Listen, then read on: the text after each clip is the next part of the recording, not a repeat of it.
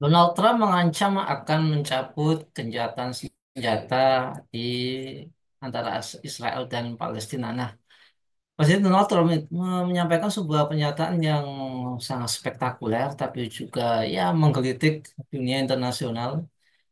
Dia mengancam kepada para penduduk Gaza. Ya, ini persis setelah Hamas mengeluarkan pernyataan menghentikan pembebasan sandera Israel di Gaza karena serangan baru Israel yang menewaskan 3 orang di kantong Palestina itu.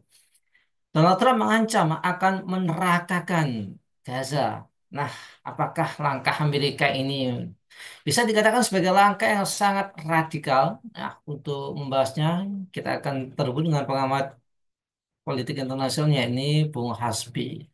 Beliau adalah dari Geopolitical Institute. Assalamualaikum, Bung Hasbi. Assalamualaikum warahmatullahi wabarakatuh, Bung Nanang. Ya, gimana kabarnya, Bung? Alhamdulillah, luar biasa. Ya, Bung, ini Donald Trump ya bikin geger lagi. Dia mengancam akan merelokasi warga Gaza. Nah, gimana menurut pandangan Bung Hasbi? Ya, Bung Nanang, Donald Trump memang suka begitu ya gaya komunikasi politiknya Bung Nanang ya. Suka berkata duluan gitu, mikir di belakang ya. Ngomong dulu baru mikir di belakang gitu. Tapi sebenarnya ini adalah ekspresi, kalau menurut saya secara politik ini adalah ekspresi kekesalan Donald Trump dan kegeraman dia ya terhadap setahun terakhir perang untuk menghancurkan para pejuang di Palestina yang gagal terjadi gitu. Padahal Amerika sudah menghabiskan puluhan miliar dolar ya. Ada data yang menyebutkan sekitar 428 miliar dolar, ada yang menyebutkan 40-an dolar lebih gitu. 40 miliar dolar. Artinya sekitar kalau dirupiahkan itu ya sekitar 400-500 triliun ya rupiah gitu. Artinya satu hari itu sekitar 1 triliun yang dipakai kan untuk memerangi Gaza dan ternyata Gaza dengan wilayah yang sangat kecil itu kan tidak bisa dihancurkan oleh Zionis bersama dengan Amerika Serikat gitu. Tidak bisa dihancurkan para pejuangnya gitu. Malah dipermalukan kan pada saat hari gencatan senjata itu, pada saat kemudian pertukaran tawanan, tiba-tiba pasukan Mujahidin muncul lagi dengan pakaian yang bersih sekali dan mereka siap kembali untuk memimpin Gaza gitu. Nah ini kan menurut saya kegeraman Trump bersama dengan rezim Netanyahu yang ingin sebenarnya mereka tidak bisa tenang selama pasukan perlawanan masih ada. Sehingga yang mereka inginkan adalah kita bersihkanlah sekalian Gaza. Ini kata Trump ya. Dengan sangat radikal mengatakan, ya udahlah kita bersihkan Gaza dari warga Palestina, dari warga Gaza. Kemudian kita kuasai Gaza, kita ambil alih dan supaya musuh, tujuan akhirnya kan sebenarnya musuh ancaman utama Israel di Palestina sudah hilang gitu. Nah, itu sebenarnya niatnya gitu. Walaupun sebenarnya beberapa pengamat mengatakan ini mustahil terjadi sebenarnya. Ini mustahil terjadi. Ini irasional dan mustahil terjadi. Kenapa? Warga Gaza tidak mungkin mau pergi ya. Apalagi Trump sudah mengatakan ini kemungkinan untuk selamanya. Terus yang kedua, warga Arab juga tidak mungkin mau menerima itu gitu kan. Apalagi masalah Palestina di dunia Islam itu kan sangat sensitif. Jadi kalau Arab akhirnya setuju dengan relokasi Gaza, itu kan wah itu publik reaksi publik itu pasti akan keras dan dampak terhadap stabilitas politik pasti akan besar di negara-negara seperti Yordan, Mesir dan negara-negara Arab yang lain. Jadi potensi stabilitas politiknya lebih besar. Malah bisa jadi Arab Spring. Jadi selanjutnya ketika itu terjadi kan. Ditambah lagi ini adalah bagian dari pelanggaran hukum internasional gitu. Jadi ini sangat kecil kemungkinan akan terjadi. Nah, cuman hal yang mungkin bisa kita lihat Bu Nanang ya, kenapa Donald Trump menyampaikan itu kelihatannya dia pengen ngasih kabar, ngasih pesan kepada negara Arab untuk negara Arab harus ikut bersama-sama dengan Amerika dan Zionis Israel untuk bersikap tegas terhadap para pejuang perlawanan. Karena tujuan utama mereka itu sebenarnya adalah mempersempit ruang atau bahkan menghapuskan sama sekali kelompok-kelompok perlawanan di Gaza gitu. Jadi saya kok mencurigai bahwa ini Trump ini sebenarnya pengen nekan negara-negara Arab agar mereka harus juga ikut bersikap tegas terhadap Hamas dan kelompok-kelompok perlawanan yang lain gitu. Ini saya kira Iya. tujuan politiknya ya. Walaupun di sisi yang lain sebagai sebuah lontaran ucapan, lontaran kalimat itu adalah sebuah kejahatan sebenarnya. Kenapa? Ya karena itu sama saja dengan mendeklarasikan secara terang-terangan genosida, penghapusan, pengusiran sebuah bangsa dari tempat tinggal mereka begitu. Ya, Bung Hasbi, apa yang dapat dilakukan oleh dunia Muslim untuk menghentikan ambisi ekspansi Zionis di Palestina yang kali ini didukung oleh Donald Trump, Bung? Ya dari sejak Zionis, entitas Zionis Israel terbentuk itu kan memang Amerika yang selalu backup utama ya, gitu. Sampai 70-an tahun lebih sampai hari ini gitu. Jadi bicara mengenai Palestina itu kan Gaza itu kita tidak hanya bicara mengenai setahun terakhir, tapi bicara mengenai hampir satu abad lamanya mereka dijajah, dikuasai, dicaplok, dirampas, dibunuh, ditangkap, disiksa dan lain sebagainya gitu. Nah, apa yang harus dunia Islam lakukan? Ya seharusnya dari awal. Ya walaupun terlambat ya. Kalau bisa ke depan target mereka adalah yang menghapuskan Zionis Israel, negara Zionis, rezim Zionis dari peta dunia gitu. Dengan cara apa? Ya bisa dengan cara pendekatan mungkin pendekatan embargo atau pemutusan hubungan semua hubungan, terus kemudian diembargo dari semua sisi darat, laut dan udara. Kemudian kalau memang tidak efektif lagi diserang secara militer bersama-sama gitu. Nah, mungkin pasti tidak akan mudah karena ada Amerika, Eropa dan sekutunya. Nah, berarti eh, apa namanya untuk bisa menghadapi penghalang itu maka dunia Islam harus bersatu untuk menghadapi semua potensi-potensi yang ada. Jadi yang dia akan dihadapi bukan hanya Zionis Israel tapi juga Amerika dan sekutu-sekutunya yang akan dihadapi juga gitu. Sehingga target umat dunia Islam atau target negeri-negeri Muslim adalah bukan hanya bikin strategi untuk menghapuskan Zionis Israel tapi juga membuat strategi untuk menghadapi negara-negara penyokong Israel, termasuk Amerika Serikat. Gitu. Saya kira ya tidak ada solusi yang lain ya.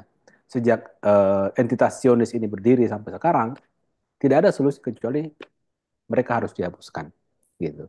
Dan warga Palestina yang jutaan jumlahnya yang sekarang sudah tinggal beranak pinak di luar negeri harus dikembalikan kembali di negeri asal mereka di Palestina. Ya, Bung Hasbi, mengapa sangat penting bagi dunia Islam untuk memahami bahwa persoalan Palestina ini adalah persoalan milik umat Islam di seluruh dunia, bukan hanya sekedar masalah lokal. Dan apa yang bisa dilakukan oleh negara-negara Muslim untuk mendukung Palestina secara lebih efektif daripada sekedar retorika politik, Bung Hasbi. Ya, saya kira hal yang paling fundamental itu adalah kenapa kita harus peduli dengan Palestina, karena mereka adalah saudara kita seiman dan seakidah gitu. Dan ini ada dimensi akhiratnya, Bung Nanang ya. Kalau yang lain-lain itu kan paling mengatakan ini masalah kemanusiaan, tapi kalau kita sebagai kaum muslimin, ya ini masalah dunia akhirat begitu. Ini akan ada pertanggungjawabannya di akhirat kelak ketika kita tidak ikut membantu saudara-saudara kita di Palestina. Apalagi dalam hukum fikih itu kan kalau kita baca ya, buku-buku fikih, misalnya Fiqhul Islam wa Adillatuhu, eh, terus ada fikih jahannya Said Al-Qardawi misalnya begitu. Itu saya kira sangat jelas sekali ya, eh, menjelaskan bahwa ketika kaum muslimin itu diperangi maka wajib untuk melawan, berperang untuk melawan. Kalau mereka tidak mampu eh, apa namanya melawan dan menghadapi musuh yang menguasai mereka, maka kewajiban itu meluas di area sekitarnya. Kalau di area sekitarnya tidak mampu, maka itu akan meluas di area yang lebih luas lagi gitu. Jadi ya ini berkaitan dengan pahala dan dosa, Bung Nanang ya. Jadi kita itu wajib untuk membantu saudara kita di Palestina karena ya ini adalah kewajiban syariat dan kalau kita tidak melakukan itu, maka kita akan berdosa dan Allah akan meminta pertanggungjawaban di hari akhirat kelak. Jadi hal yang fundamental ini masalah akidah ya, masalah keimanan kita kepada Allah Subhanahu wa taala dan kewajiban kita untuk saling mendukung sesama saudara kaum muslimin. Jadi itu saya kira hal yang paling fundamental. Nah, apa yang harus dilakukan secara efektif?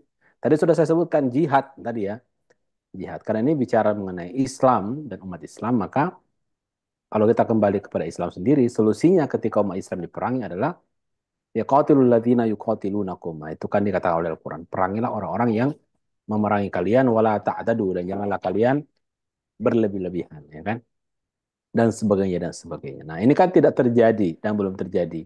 Yang sering yang selalu dilakukan selama ini adalah lisan-lisan dan lisan saja. Saya paling muak Bu Nanang ya dengan narasi-narasi dua negara ya. Solusi dua negara, solusi dua negara, solusi dua negara.